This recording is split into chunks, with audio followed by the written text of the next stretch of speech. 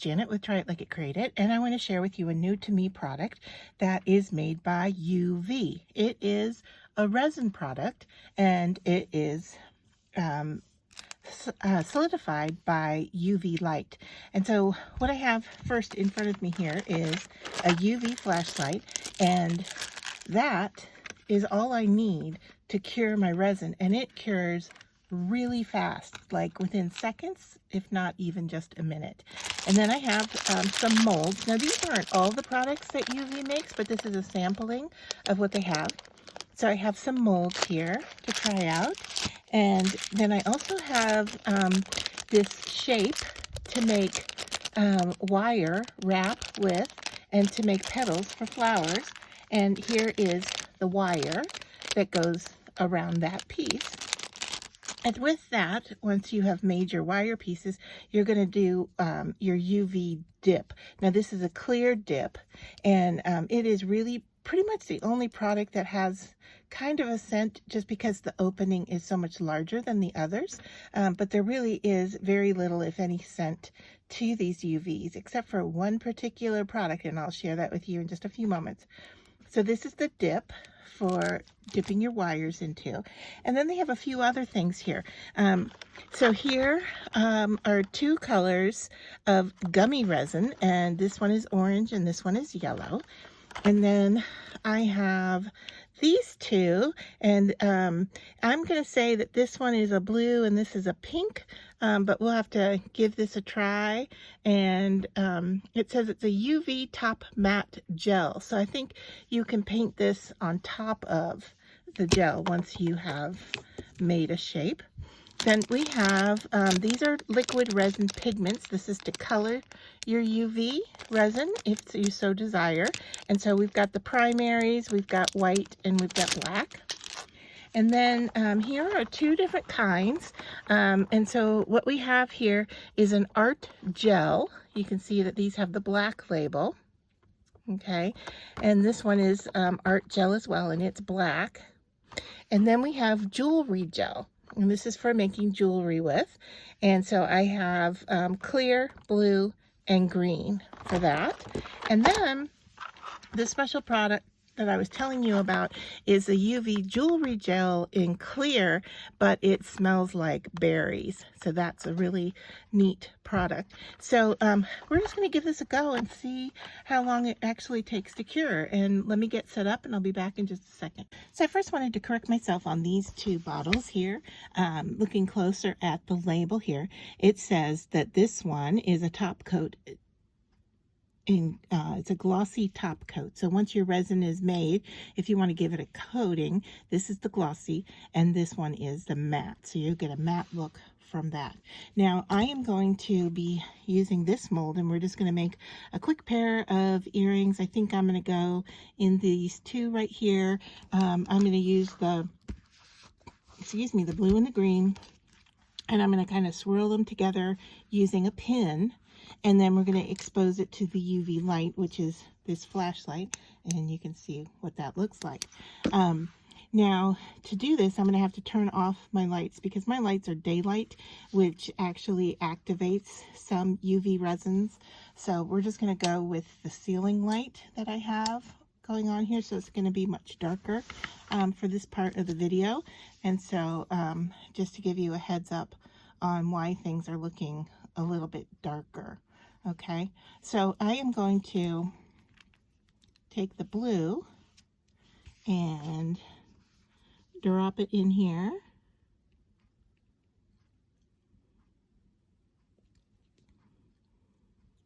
Trying to get about the same amount in each, and you can see there that it's clear. And then we're going to go with the green on top of that. They seem very similar in color, so I'm not sure how much the swirling of the two colors is going to make a difference, but we'll do it. We'll just kind of give it a swirl and give this one a swirl. And then tap it just to get that all down, and any air bubbles that I might have created. It looks like there might have been a few there. I'm gonna tap that down back into the mold. And then with that, I am going to expose it to the UV light.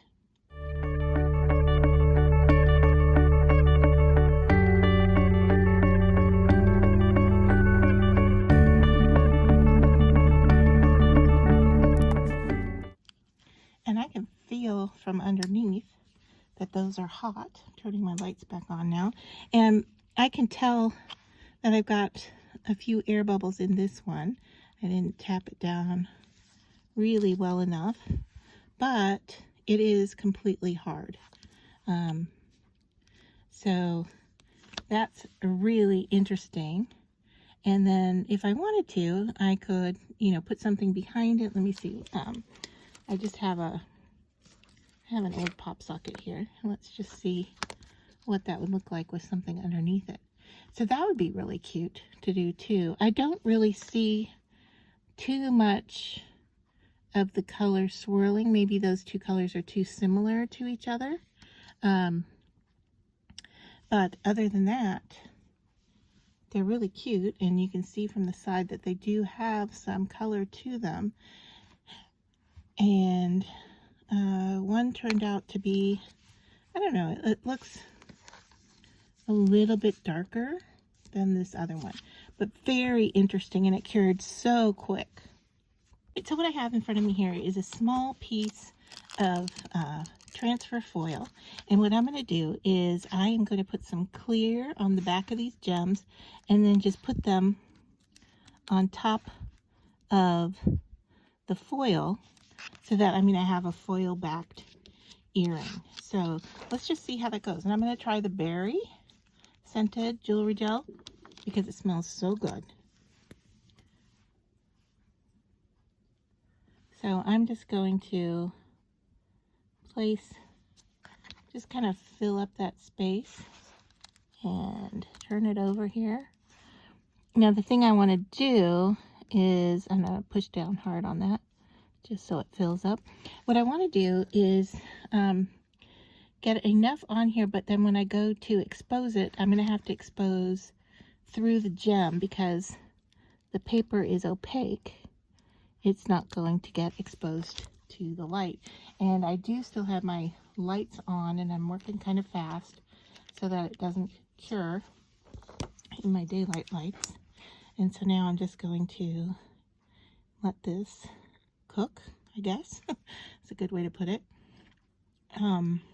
Not sure, I haven't tested to see how long it needs, so what I've been doing is giving it like half a minute.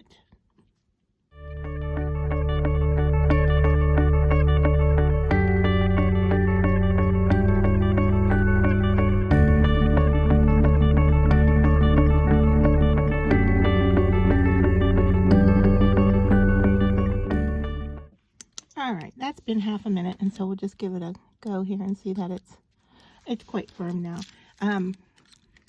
I was told, I think it was like they'll firm up within like 3 seconds of being exposed, and I just tore off some of what I wanted to keep. Okay, well, this was an experiment to see how it would work. So, alright, I think instead of scissors, what I'm going to need here is a cutting mat and an X-Acto blade, which I am much better using.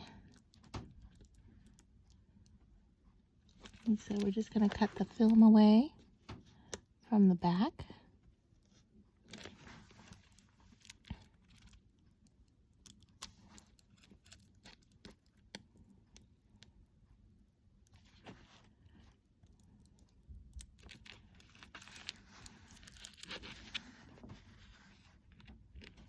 I might have a little bit more cleanup to do here.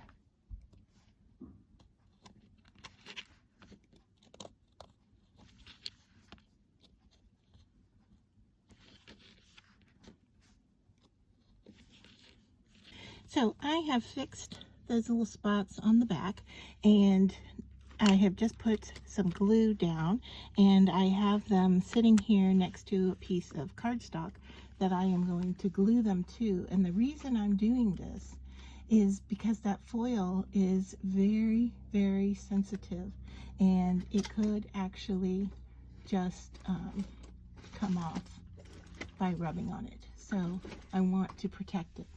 And I'm just gonna try to pick these guys up without getting the glue on me, if I can, and kind of flip them over onto the cardstock. So I may have to bring the cardstock to it.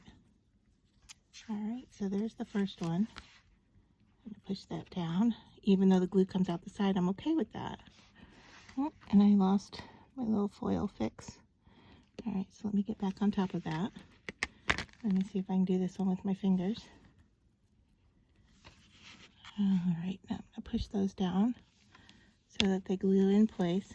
And now I am just going to let them sit for a little bit until that glue dries, and then I'll go ahead and trim up around the sides of them.